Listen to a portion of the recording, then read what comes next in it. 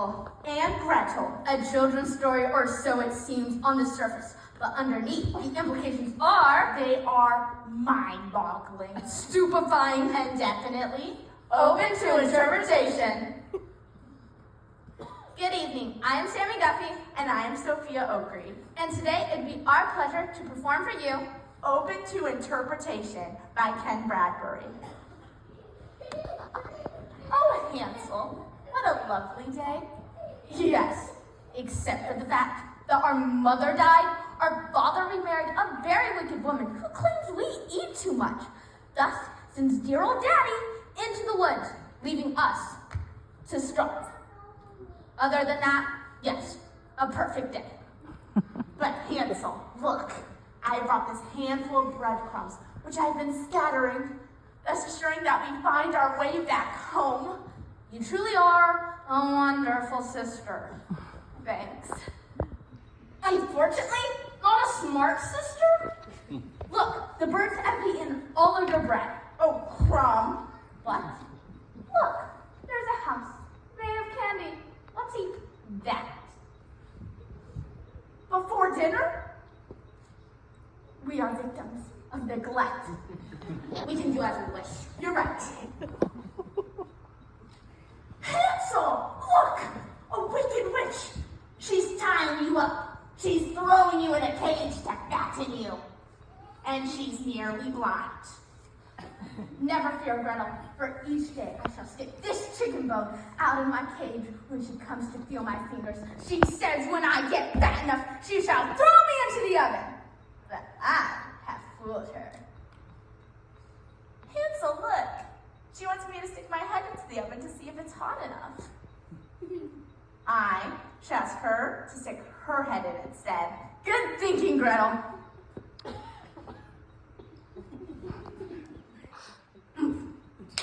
There, she's dead.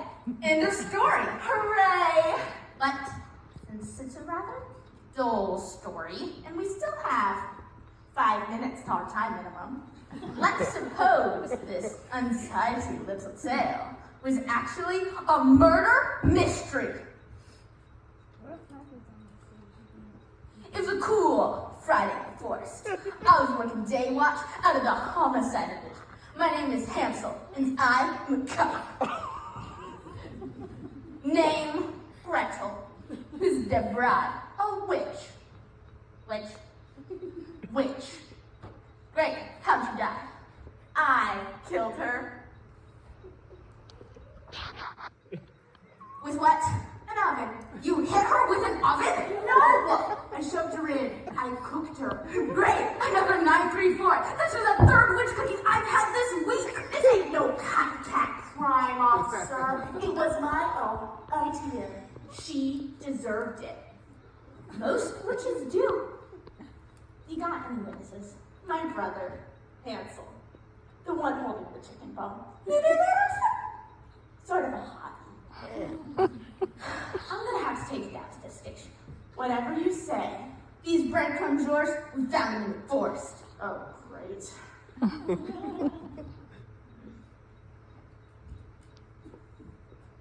But how would Shakespeare have dealt with this?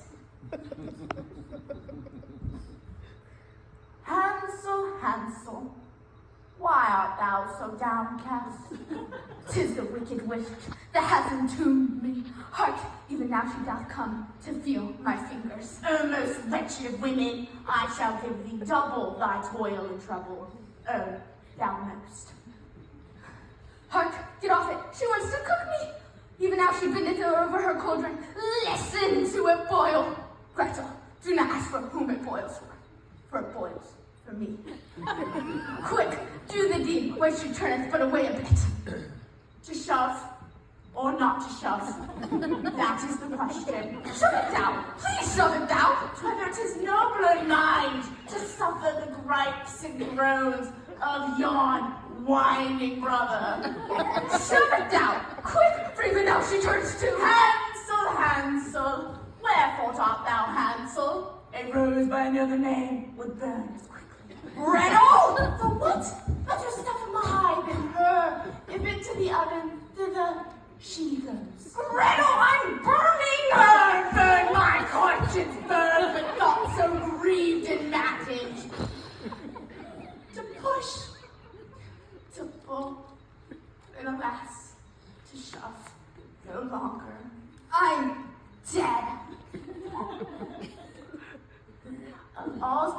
Gretel. Alas, poor Hansel, I knew him well. Now alive, he is still as potash on Flatwoods Field. Unsatisfied. What about...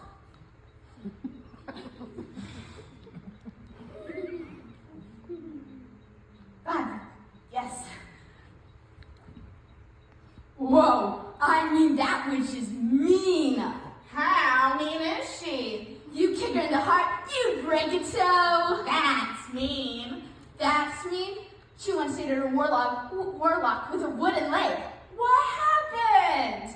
She got mad and broke it off. That's mean. And rather tedious. Don't you think? Quite.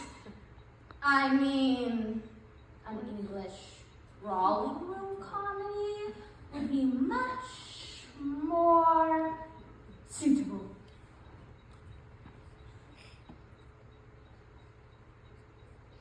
Gretel dear, yes, Hansel. If I could trouble you a moment to give the old witch-coo the old chevaux. I beg your pardon. Oh, I know it's rather dreary, considering the heat. But if you could just nudge the old gal towards the old hot box, eh? And you're always the clever one, Hansel. Here, how about a spot of tea before the dirty deed? Dashing, clink! I do say the old gal seems to be moving me towards the old rotisserie. Bit of an inconvenience, don't you think? Dash door, Hansel, you've spilt your tea. Oh, Mommy won't be pleased. I do say it's beginning to warm up, what? Do you want me to open a window? Oh, don't trouble yourself, darling. But if I could bother you a moment. I'm sorry. Oh, no, it's my problem. Bit of a mess, I'm afraid. Ashes to ashes. Too late now. Say goodbye to dear Daddy, won't you? Of course. Well, that seems to be it. Ta-ta, Gretel. Cheers to unlimited possibilities. Trifles. Unsatisfied. Unless, yes, the soap opera. Gret. Yes, Hans. You killed her. You killed her. Dirk and Dana told me I couldn't trust you. She was trying to kill you. Don't you lie to me. As soon as I found out about Shannon's amnesia, that was actually her long-lost brother who had a facelift in New York, and we were sitting on staff in the farms. That was Bo and Derek. Who taught you that? Bart and Shauna. Not Luke and Jessica. Not according to Abby Bow. Do you mind if we stop? I really hate this. Me too. Musical comedy?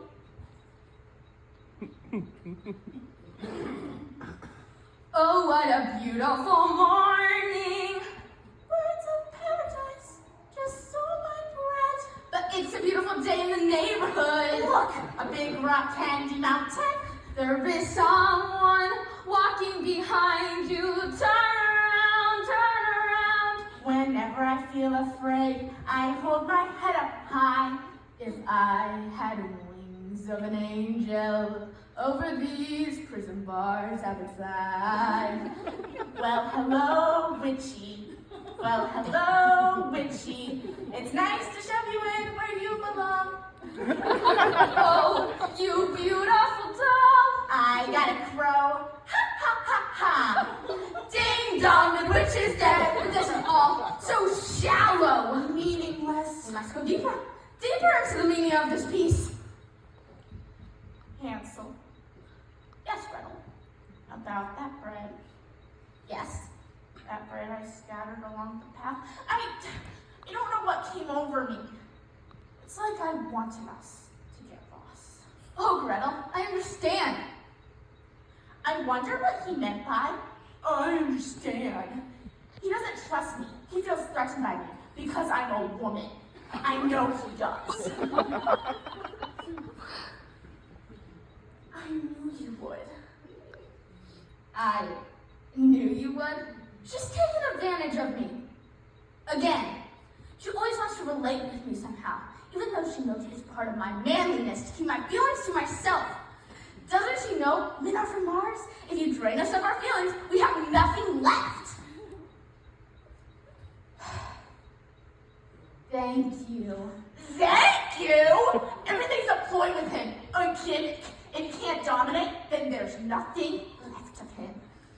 How am I ever supposed to discover who I am? As long as I'm under the thumb of his male need to be in charge of every solution.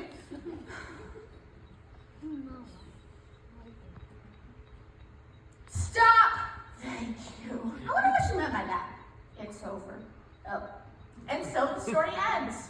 One dead witch, 2 hyperactive children overdosed on sucrose, an oven that can no longer be used for cookies, and a dad who still has a lot of explaining to do. Unsatisfying, unbelievable, but definitely open to interpretation. And I guess that's why they call it theater. Ta-da!